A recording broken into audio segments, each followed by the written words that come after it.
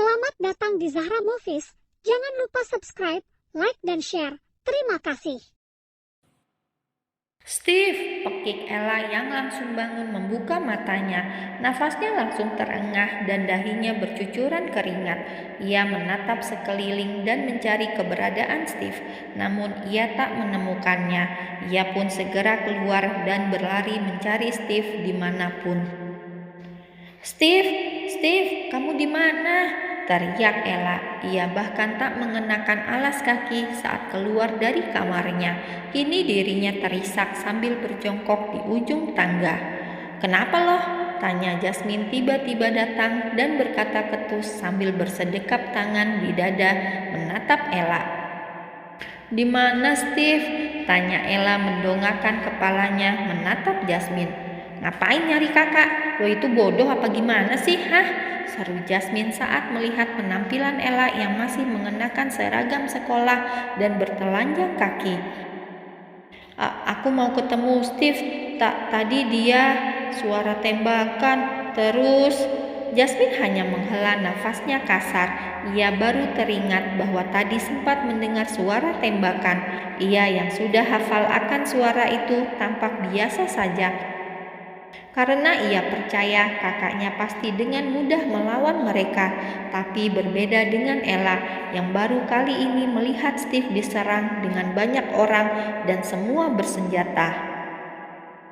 Kakak di bawah, mending lo naik ke atas dan ganti pakaian lo. Dan satu lagi, jangan lupa pakai sendal. Kalau lo gak mau buat kakak gue marah, kata Jasmine ketus. Lalu ia berlalu meninggalkan Ella begitu saja. Ia akan bersiap untuk pulang ke rumah omanya di mana ia tinggal bersama ayahnya. Jasmine, tunggu! Ella berdiri dan mengejar Jasmine. Di bawah mana? Bukankah ini sudah di bawah? Tanyanya masih dengan lelehan air mata membasahi pipinya. Dasar bocah ya, udah dibilang lo mending ke kamar ganti baju. Lo pikir gue sebaik itu sama lo sampai gue mau ngasih tahu di mana bawah yang gue maksud, Apa kita sedekat itu? Jangan harap, ketusnya lalu ia membanting pintu kamarnya tepat di depan Ella. Umurku memang bocah, tapi aku lebih kuat dan dewasa dari kamu, decak Ella pelan, lalu ia kembali mencari keberadaan Steve. Katakan, siapa yang menyuruhmu? Tanya Steve santai, namun di tangannya kini sudah memegang sebuah belati yang selalu menemaninya menghabisi musuh. Saya tidak akan mengatakan itu, karena pantang bagi kami untuk mengatakan orang yang menyuruh kami. Lebih baik aku mati daripada harus mengatakannya padamu. Seru laki-laki itu meludah tepat di depan Steve. Bukan marah, Steve malah tertawa begitu kencang saat mendapatkan perlawanan yang menantang baginya. Apa kau pikir semudah itu aku akan membunuhmu? Kematian itu terlalu indah buat orang sepertimu, bisik Steve di telinga musuhnya, membuat sang empunya langsung menelan salivanya dengan kasar. Apa yang... Jeritnya saat ia merasakan sebuah benda kecil menggores pipi bawah matanya. Sepertinya akan menyenangkan bila dia bermain di dua mata kamu, kata Steve masih terus menancapkan ujung belatinya di pipi musuhnya tersebut. Saya lebih baik mati, saya tidak akan pernah mengatakan apapun padamu. Kekehnya tetap pada pendiriannya. Baiklah kalau itu maumu, tapi bagaimana kalau sebelum kamu mati kita bersenang-senang dulu, kata Steve menyeringai. Lalu ia memanggil beberapa orang suruhannya untuk mendekat. Jangan, lebih baik kau membunuhku, jangan, teriaknya begitu menggelegar hingga membuat Steve tertawa semakin kencang. Ampun, baiklah saya akan mengatakannya, tapi saya mohon lepaskan saya. Teriaknya untuk kesekian kalinya memohon agar Steve melepaskan hukumannya. Bunuh saya, hentikan. Jadi kau mau aku bunuh atau mengatakan siapa yang menyuruhmu datang kemari? Tanya Steve kini dengan raut wajah datar dan dingin menatap musuhnya. Bunuh saya mohon, pintanya memohon.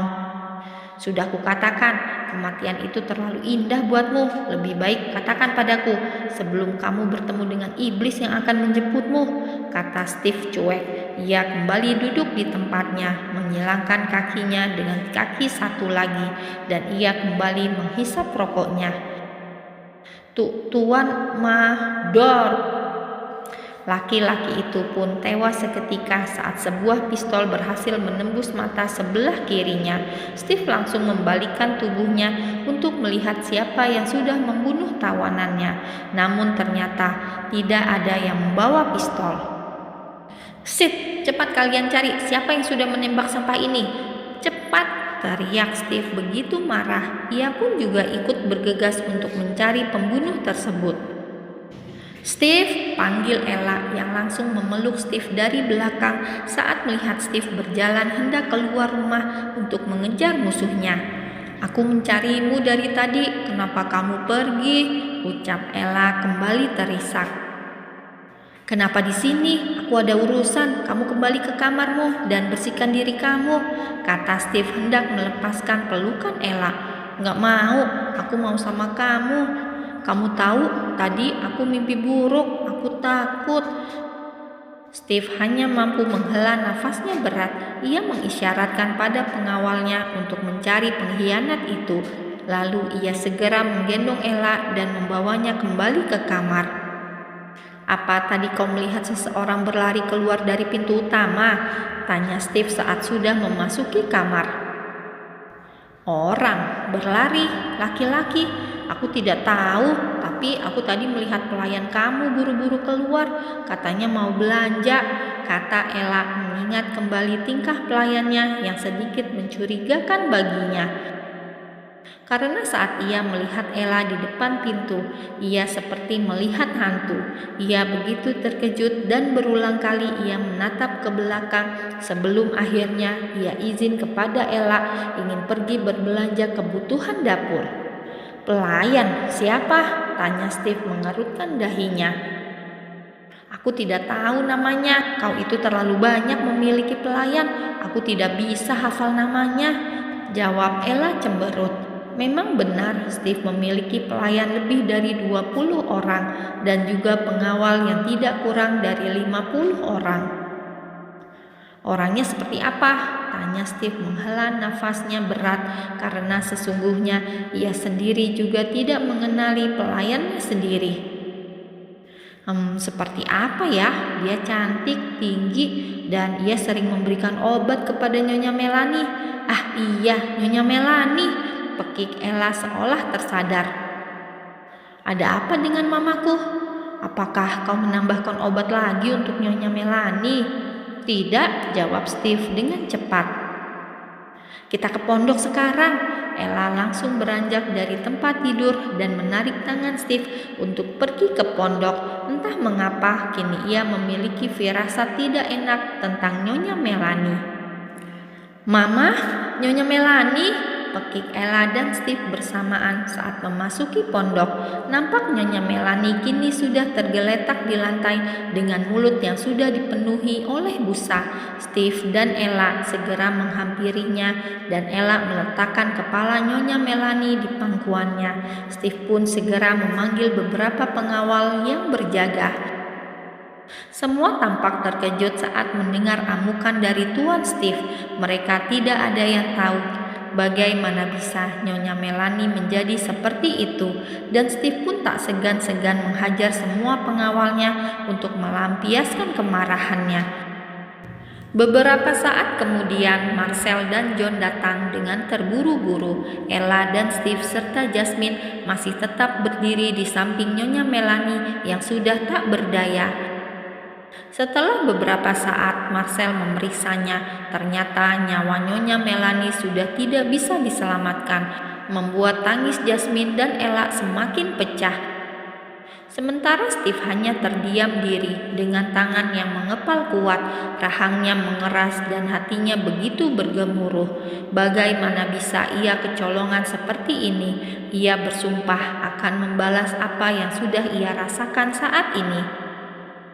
Mereka sengaja mengalihkan perhatiannya kepada musuh yang ia sekap tanpa ia sadari bahwa ada salah satu orang yang mengkhianatinya dan berani menusuknya dari belakang. Ia berhasil membunuh mamanya yang selama ini ia tunggu akan kesembuhannya. "Mama, kenapa Mama tinggalin Jasmine?" Ia tak henti-hentinya menangis dengan histeris sambil memeluk jasad mamanya. Ia tidak menyangka bahwa kini mamanya benar-benar pergi untuk selama-lamanya. Ia belum sempat untuk berkata banyak padanya. Sejak mamanya sakit, ia sangat jarang untuk melihat dan bertemu dengannya karena ia hanya difokuskan untuk belajar dan menikmati hidup. Itulah yang diajarkan oleh ayahnya.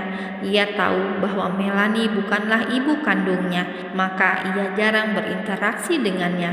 Ia kecewa dan marah mengapa bisa ia bukan anak kandungnya.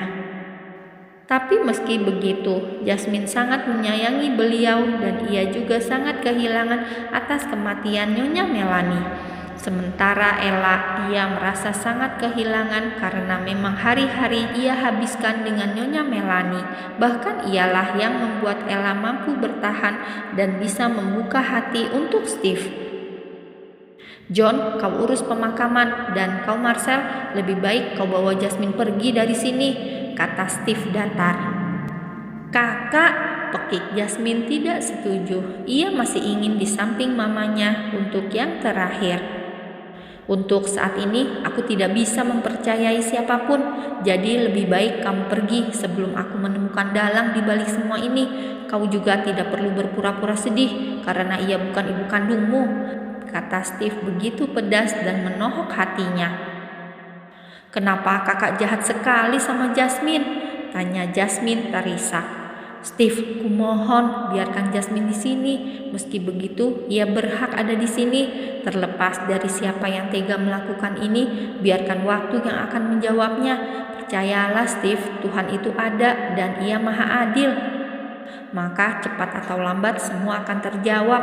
Aku mohon biarkan Jasmine di sini," pinta Ella memohon kepada Steve, membuat Steve dan Jasmine langsung menatap ke arahnya. "Aku rasa Ella benar, biarkan dulu Jasmine ada di sini," sambung Marcel ikut bersuara. Mau tak mau, akhirnya dengan terpaksa Steve mengiyakan dan membiarkan Jasmine berada di sana.